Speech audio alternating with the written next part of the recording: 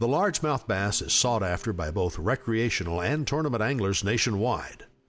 From a recreational standpoint, folks target this fish for the fun of its violent strikes to its legendary growth and size.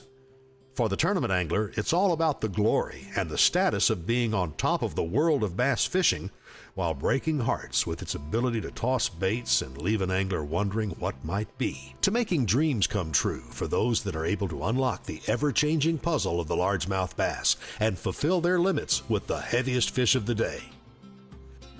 But the key is in catching and figuring fish out is you never think you have it figured out, because if you ever think you have it figured out, you don't. You know, try a crankbait, try a spoon, try a big worm, try something different. You know, a lot of times the bigger fish will react to a bigger bait. You have to kind of play with that when you're out there on the water, you know. Try something different, try something bigger, try something, you know, that's slower, try something that's faster, you know. Just kind of keep an open mind about it. Don't be scared to change.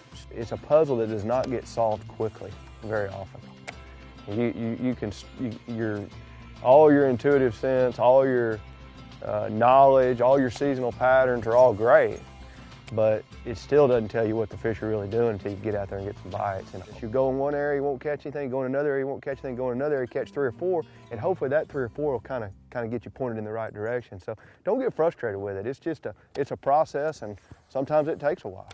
It's not uncommon to see a bass fisherman with 10 to 20 rods on their boat, and every rod locker filled with a different style of bait, a different color of bait, and more accessories than a guy can count and add up in 10 years of IRS returns. But the thing about it is this is the way that you can catch bass in a lot of different situations. So you as a bass angler need to decide when it comes time to go shopping, what type of gear, how am I going to target these fish, and what kind of an angler am I going to be? For instance, Tommy Biffle and Denny Brauer, 2 of the biggest name bass professionals ever, spend 90% of their time pushing baits up against that bank. They're going to flip and pitch. That's who they are, and they're comfortable there. And you don't see them out doing a lot of different things. They're going to find the fish that they want to catch and how they want to catch them. But there are times when it backfires on them and they simply don't catch them as good.